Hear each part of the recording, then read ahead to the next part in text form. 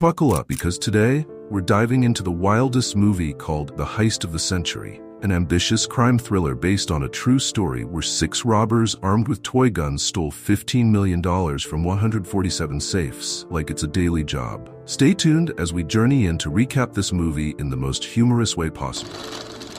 Fernando Araujo is just your average judo-teaching, paint-splattering existentialist until destiny, in the form of a rebellious cigarette, strikes. One dramatic toss later, the ember rolls into a sewer like it's auditioning for a movie, and bam, epiphany. Rob a bank, because obviously that's the next logical step. Step 1. Recruit a broke engineer. Fernando needs a partner. Enter Sebastian, a civil engineer who's financially doomed. At first he hesitates, but then reality hits. Robbing a bank is insane, but rent is due, so let's go. Only problem? They need cars, tools, and money. Step 2. Find a sponsor, or a thief. Fernando swings by DeBaza's place, hoping for some investment cash. Bad news, DeBaza is also broke. Good news, he knows a guy who specializes in taking money. Meet Mario, the heist MVP. Cue Mario, mid-burglary, cracking safes like they're Christmas presents. No sweat, no stress, just pure talent. When Fernando pitches the heist, Mario initially declines. But then comes the magic words. Pull this off, and you'll never have to steal again.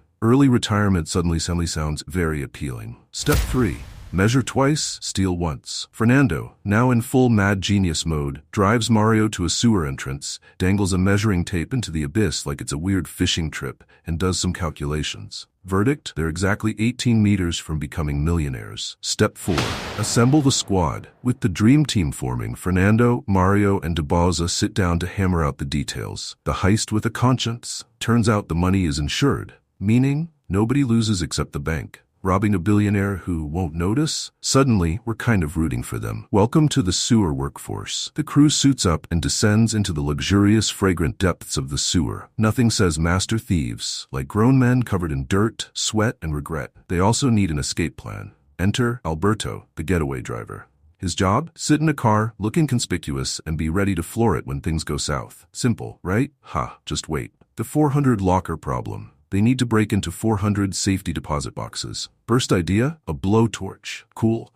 Except it'll take 7 hours. That's not a heist. That Fernando, being the ideas guy, suggests renting a box at another branch to study it, because crime is just applied research. Mario's spy mission, bank customer of the year. Mario strolls into another branch, rents a safety deposit box like a totally normal citizen, ignore the way he's intensely staring at the lock, and casually memorizes its entire mechanism. Just a regular Tuesday. The getaway car disaster. Meanwhile, Mario and an accomplice steal the van. They park near Alberto's house, waiting to hand it over when, the cops show up. Suddenly, Mario and his buddy are sweating like a jar of pickles in the sun. Just as doom sets in, Alberto and his wife miraculously arrive and casually tell the cop, "Oh, don't worry, they're friends." Excuse me? Did they just Jedi mind trick the police? Had tunnel troubles and existential crises. The crew keeps digging their masterpiece when, snap, the drill breaks. Fernando, in classic meh-will-fix-it mode, brushes it off. Mario, however, is not having it. He's already sunk a fortune into this mess, and now they're burning through power tools like a home improvement project. And now, a romantic interlude?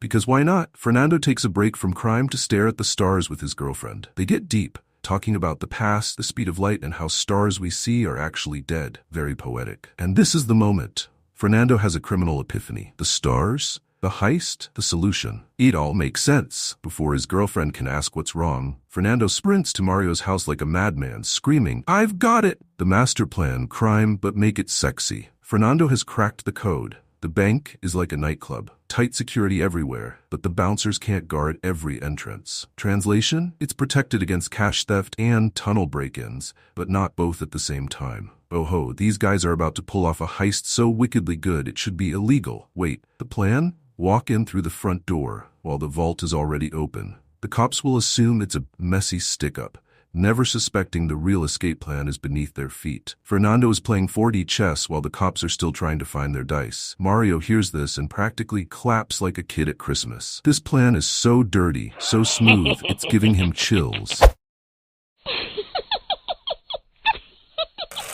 The heist begins, glued fingers and fake go time. The crew glues their fingers to avoid leaving prints, so now they're running around with sticky hands like toddlers who just found honey. Sebastian sneaks into the sewers, ready to work his magic below, while Fernando's crew casually strolls into the bank, looking totally not about to rob you. Then, boom, masks on, weapons out. Mario and Dabaza storm upstairs while Fernando and Alberto own the ground floor, commanding everyone to hit the deck like a fire drill on steroids. Cops are on their way, just as planned. A sweating security guard frantically alerts the police. Nice save, buddy. Except, this is exactly what Fernando wanted. He's listening in on police chatter like a nosy neighbor with a scanner. Meanwhile, Mario forces the cashier to fill a bag with cash, while Alberto locks the parking gate like it's closing time at the mall. Fernando's hostage show, now featuring fake threats. The cops arrive, ready to ruin the fun. But Fernando? He's already 3 steps ahead. He grabs a random guy, shoves a gun in his face and tells the cops, "You rush in, this guy goes bye-bye." And just like that, the police freeze. More sparks than a fireworks explosion. Fernando heads back inside. Phase 1's done. Time for Phase 2. Mario, thriving in the chaos, grabs another hostage, why not, and forces the CCTV guard to surrender. This guy went from watching security footage to being security footage real quick.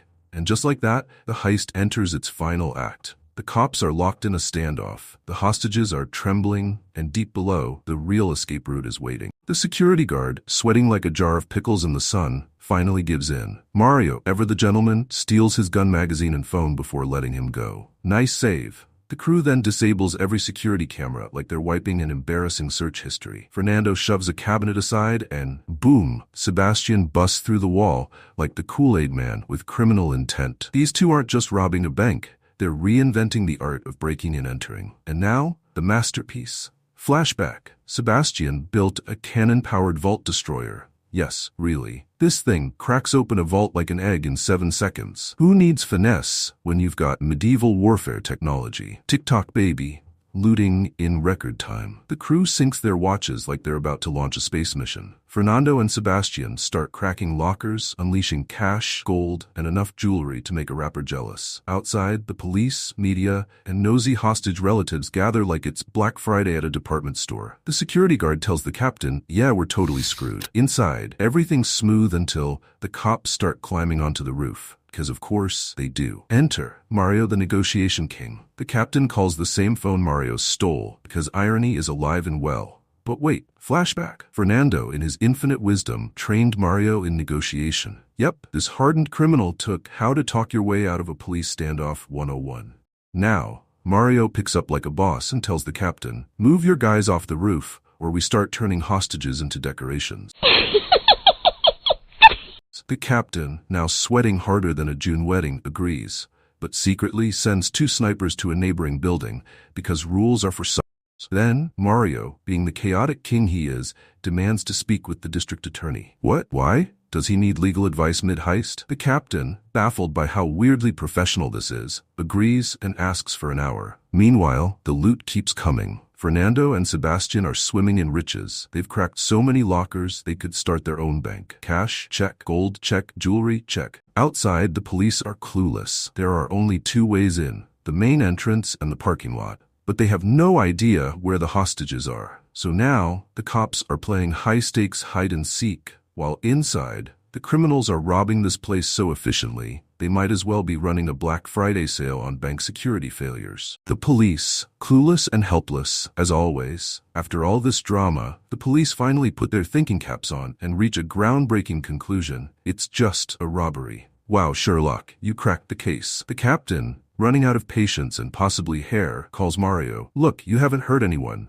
Just surrender, I'll even get you a lawyer. Someone give this man a Best Negotiator trophy." Meanwhile, inside, Fernando and Sebastian are cracking open lockers like kids on Christmas morning, while the police stand around looking as useful as a screen door on a submarine. A birthday party? In the middle of a heist? Just when this heist couldn't get weirder, a hostage's phone rings. Plot twist. It's her birthday. Did I write this movie? Mario, either a psychopath or a gentleman, wishes her a happy birthday, and Dabaza, being the absolute madman he is, steals a chocolate from another hostage and gifts it to her. That's right, folks. It's not a robbery anymore. It's a damn surprise party. Then, because this heist isn't chaotic enough, Mario, in pure criminal chivalry, releases the birthday lady as a present. Imagine robbing a bank and still offering better customer service than most businesses. Mario's genius-level police trolling. After this Oscar-worthy performance, Mario leans against a window, monologuing about his 15 years in prison like he's auditioning for a gritty Netflix drama.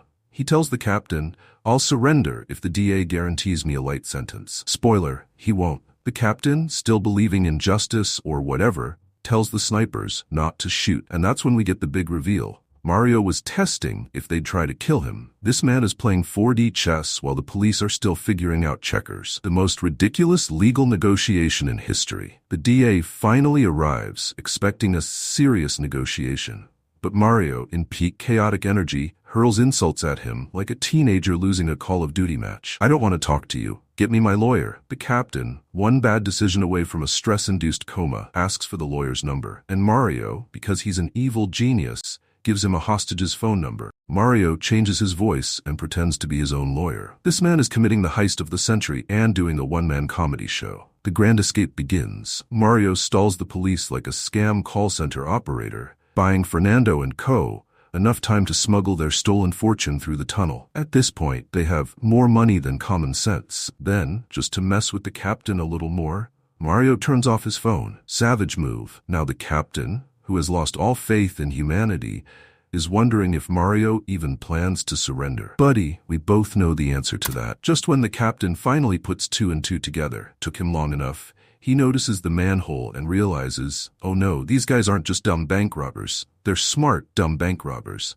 Meanwhile, Fernando and the crew load their treasure onto boats, because apparently this heist comes with a free boat ride. But wait, plot twist. A flashback reveals all their weapons were children's toys. Yep, these guys robbed a bank with Nerf guns and bamboozled an entire police force. Mario, done playing hostage birthday party planner, joins Fernando in the tunnel. The hostages, finally free, whip out their phones like teenagers at a concert and start blasting SOS texts. Meanwhile, the captain, now having the worst day of his life, sends his forces charging in from both the front and the sewer. But surprise, Fernando was 2 steps ahead, as always. He built a dam to raise the water level, so instead of rowing, they zoom off in a motorboat like action movie villains. The captain bursts into the tunnel, only to find a big, scary bomb blocking the entrance. Oh no, explosions? Nah, fake. Just like their weapons. At this point, the cops might as well quit. The thieves are already speeding away in their getaway car, destroying evidence, and probably laughing their asses off at how easy this was. From heist kings to house arrest, the dumbest betrayal ever. Months go by. The crew is living the dream.